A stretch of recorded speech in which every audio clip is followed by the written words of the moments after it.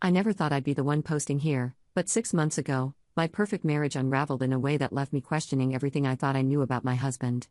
When David started staying late at work and picking fights over dishes, I blamed his job stress, until he confessed he was cheating and said I was the problem for letting myself go after having our kids. How do you move forward when the person you trusted most says you deserve their betrayal? I'm going to say I never thought I'd be writing one of these posts. 6 months ago, if someone had told me my marriage would implode in the most predictable, pathetic way possible, I would have laughed. My husband, David, and I had been together for 12 years, married for 8.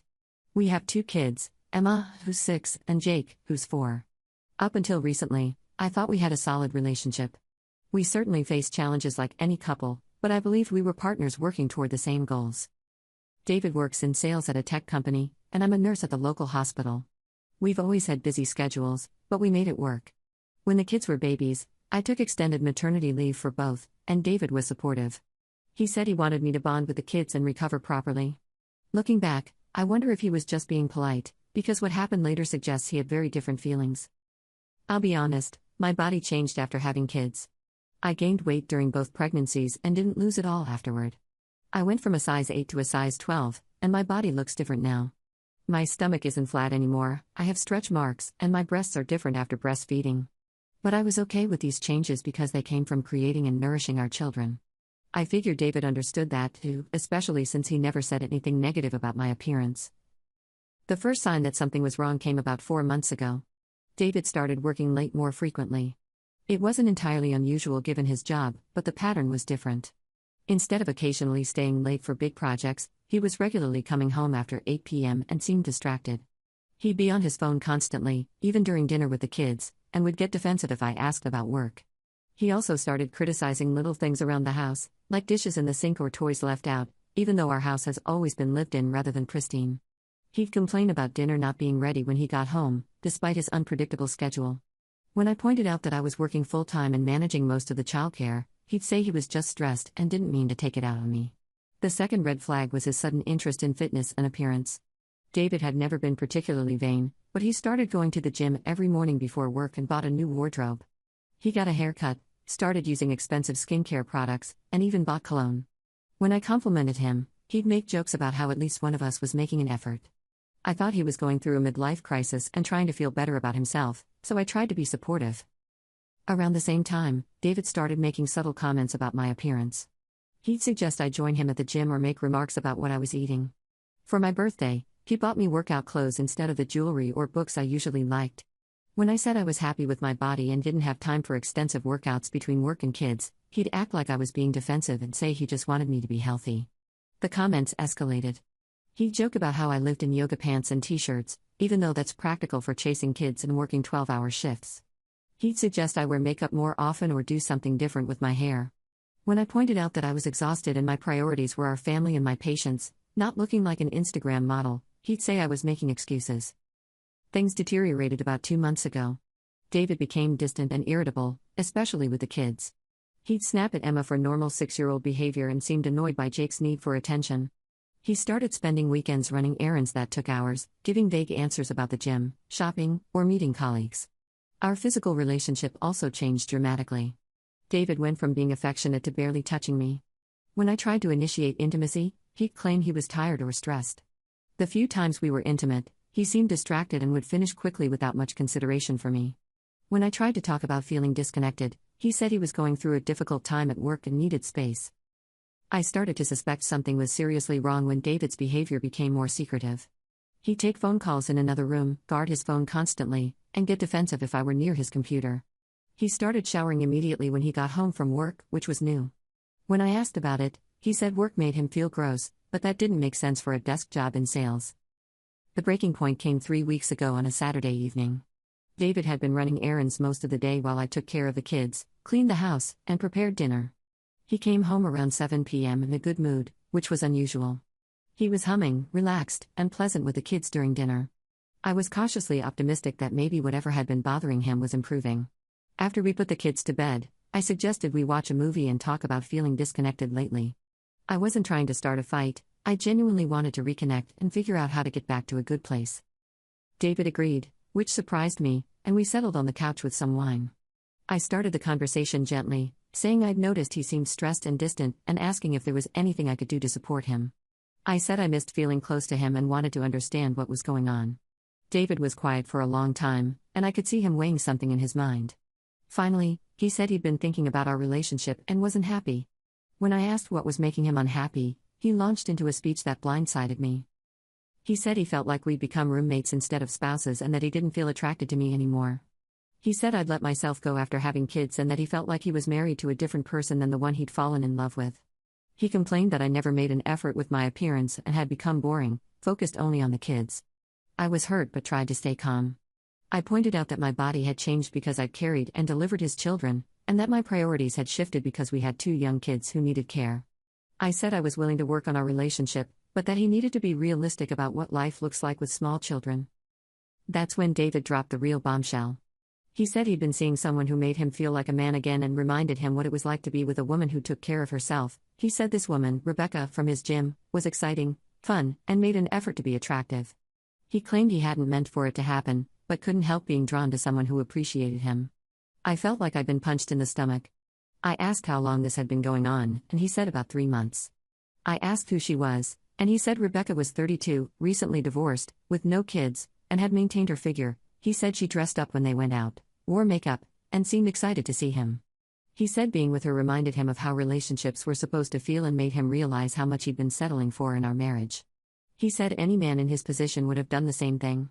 I sat there listening to this man I'd loved for 12 years tell me I deserved to be cheated on because my body bore the evidence of carrying his children and because I prioritized their needs over looking like his fantasy. I thought about all the nights I'd stayed up with sick kids while he slept, all the school events and doctor appointments I'd handled alone, all the ways I'd supported his career while putting my dreams on hold. Instead of crying or begging, I felt clarity. I looked at David and said, "You're right. Any man who would cheat on his wife because her body changed after having his children and then blame her for his choices is not a man I want to be married to. Pack your bags." Update. David's expression changed immediately. He said he hadn't meant he wanted a divorce, just that we needed to work on our problems. He said he was willing to end things with Rebecca if I was committed to making changes and working on myself. He suggested couples therapy, but said I needed to acknowledge my role in our problems. I told him his role was cheating on his wife and blaming her for it, and my role was being stupid enough to think I was married to a decent person. I said I wasn't interested in therapy with someone who thought infidelity was a reasonable response to his wife not looking like a magazine cover after bearing his children. I told him to pack his things and get out. David tried to backtrack, saying he was just being honest and that all couples go through rough patches. He said he loved me and wanted to make our marriage work, but it required effort from both of us. He said he was willing to forgive my neglect of our relationship if I was willing to forgive his mistake and work toward being the wife he'd fallen in love with. I told him that my wife was a 24-year-old with no children and no real responsibilities, and that person no longer existed because she'd grown up and become a mother. I said if he wanted to be with someone like Rebecca, he was free to do that, but not while married to me. I said I was done being blamed for his midlife crisis and his inability to handle the reality of adult life.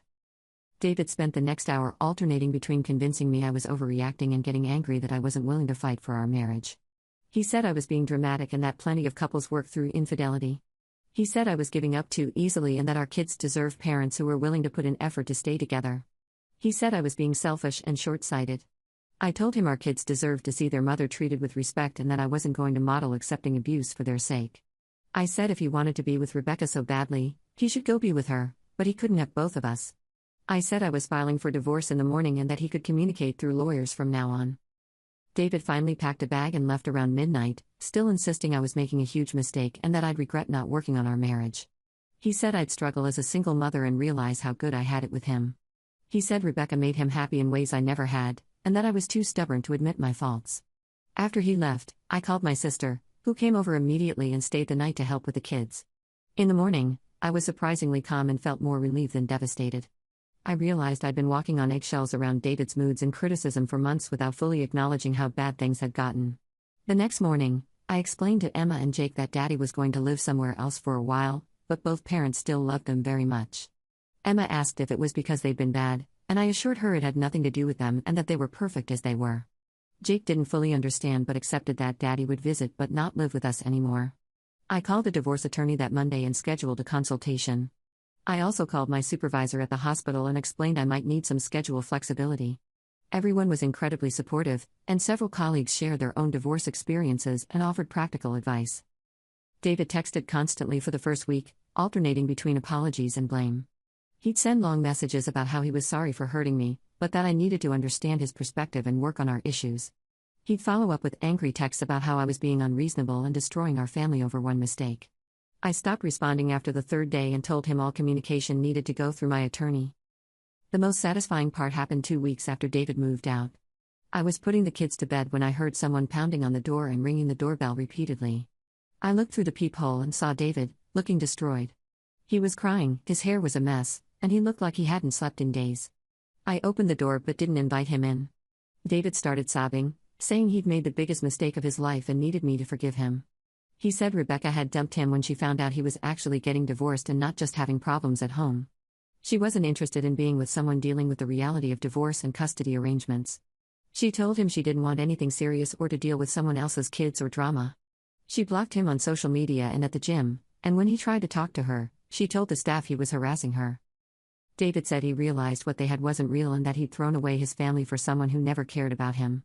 I listened to him cry and beg for another chance, promising he'd do anything to fix our marriage. He said he'd been an idiot and that I was the best thing in his life. He wanted to come home and be the husband and father we deserved. I told him I believed he was sorry, but I wasn't sorry anymore. I said I'd realized over the past 2 weeks how much happier and more peaceful I felt without his constant criticism and moodiness. I said our kids were more relaxed and fun to be around when they weren't walking on eggshells around his temper. I said, I decided I liked being single better than being married to someone who blamed me for his failures. David broke down, saying he couldn't live without us and that he'd learned his lesson. He promised he'd never cheat again and would appreciate me the way I deserved. He said he'd been going through a midlife crisis and had made terrible decisions but was ready to be better. He begged me not to give up on our family. I told him I wasn't giving up on our family, I was protecting it from him. I said the kids and I were a family with or without him, and we were better off without someone who thought we were disposable when something shinier came along. I said he could see the kids according to whatever custody arrangement the court decided, but our marriage was over. David asked if there was anything he could do to change my mind, and I told him honestly that there wasn't. I said I'd lost all respect for him as a person and couldn't imagine trusting him again. I said even if I could forgive the cheating, I couldn't forgive him blaming me for it and trying to make me believe I deserved it. I said I wanted to be with someone who loved me as I am, not someone who thought I needed to earn his fidelity by meeting his beauty standards. David left that night and has continued to text and call, but I've blocked his number except for a co-parenting app where we coordinate kids' stuff. Final update. It's been 3 months since David moved out, 2 months since that pathetic scene on my doorstep, and my life has improved dramatically. The kids and I have settled into a routine that works for us, and I'm amazed by how much more peaceful our home feels without David's negativity and criticism. Emma and Jake have adjusted better than I expected. Emma initially asked why Daddy couldn't just say sorry and come home, but she seems to understand now that sometimes grown-ups make choices that can't be undone. Jake has been more affectionate and talkative since David moved out, which makes me wonder how much his father's moods were affecting him.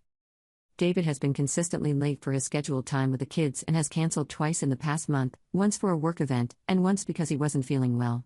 The kids were disappointed but not devastated, which tells me they're not as attached to the routine as David claims they should be. When he does take them, he overcompensates with expensive outings and junk food, then brings them home wound up and cranky. I've learned what my friends and family thought about my marriage. My sister admitted she'd been worried about me for the past year because I seemed stressed and unhappy. She said David had become increasingly controlling and critical, and she'd noticed I'd stopped talking about my interests and goals.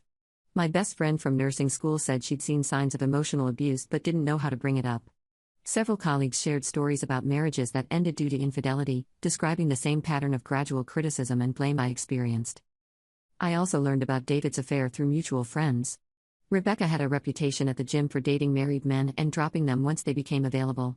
She'd done this with at least 2 other guys in the past year, leading them on until they left their wives, then losing interest once the thrill was gone. David's coworkers say his work performance has suffered significantly since our separation. He's been distracted, missed important client meetings, and has been difficult to work with. His boss reportedly told him to get his personal life sorted out before it affected his job permanently. The funniest part has been watching David try to date again. According to a mutual friend, his dating profile emphasizes how much he loves kids and family time and that he's looking for a serious relationship with someone who shares his values. He's been on several dates, but nothing has worked out, possibly because most women his age can see through the recently divorced dad routine. Meanwhile, I've been rediscovering who I am outside of being David's wife and the kids' mom. I started taking a pottery class on Saturday mornings when David has the kids, and I've been reading again for the first time in years.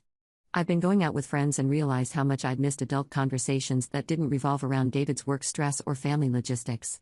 I've lost some weight without trying, probably because I'm not stress eating or drinking wine to cope with David's moods. I've been sleeping better, have more energy, and several people have commented that I look happier and more relaxed. It's amazing what removing a constant source of criticism can do for your well-being. I've also been able to focus more on my career. I've started picking up extra shifts when the kids are with their dad and am considering applying for a supervisory position next year. David used to discourage me from taking on more responsibility at work because he said it would interfere with family time, but now I realize he just didn't want me to have more independence or success. The divorce was finalized last week, and I felt nothing but relief when I signed the papers. David tried one last time to convince me to reconsider, sending a long letter about how much he'd changed and how sorry he was. He said he'd been going to therapy and realized how much he'd taken me for granted. I didn't respond, but kept the letter as a reminder of how easy it is for people to promise change when facing consequences. David had 12 years to be the husband I deserved, and he chose to blame me for his unhappiness and seek validation from other women. I'm not interested in giving him a 13th chance to disappoint me. The kids are thriving in our new normal. Emma has become more independent and confident, helping around the house without being asked. Jake has started sleeping through the night consistently and seems much more settled and happy. Both kids still love their dad and enjoy their time with him, but they see our house as their primary home and source of security. I've been asked if I'm interested in dating again, and honestly, I'm not there yet. I'm enjoying being responsible only for myself and my kids, making decisions without considering someone else's fragile ego, and not worrying about meeting someone else's expectations. If I do date eventually, it will be with someone who sees my stretch marks and my mom's body as evidence of strength rather than failure. The most important thing I've learned is that I don't need someone else's approval to feel good about myself. David spent months trying to convince me I was the problem in our marriage, that I wasn't trying hard enough or caring enough about his needs. But the truth is, I was an excellent wife and mother who deserved better than a husband who would cheat and blame me for it. I'm proud of how I handled David's betrayal and his pathetic attempts to justify it. I didn't beg him to stay or promise to change myself to meet his expectations. I recognized that his behavior was about his character flaws and insecurities, not anything I'd done wrong. I chose to protect my self-respect and my children's well-being over preserving a toxic marriage. Looking back, David's affair was probably inevitable given his entitled attitude and tendency to blame others for his problems. If it hadn't been Rebecca, it would have been someone else eventually. I'm grateful it happened now, while I'm still young enough to build a new life rather than wasting more years trying to meet impossible standards set by someone who will never be satisfied. My advice to anyone dealing with a partner who cheats and blames them for it is simple: believe them when they show you who they are. Don't waste time trying to prove your worth to someone who has already decided you're not enough. You deserve to be loved and respected as you are, not as someone else thinks you should be. Sometimes, the best thing you can do for your family is to remove the person who's making everyone walk on eggshells. The kids and I are building a happy, peaceful life together, and David can either be a positive part of that as their father or continue to be a cautionary tale about what happens when you take good people for granted.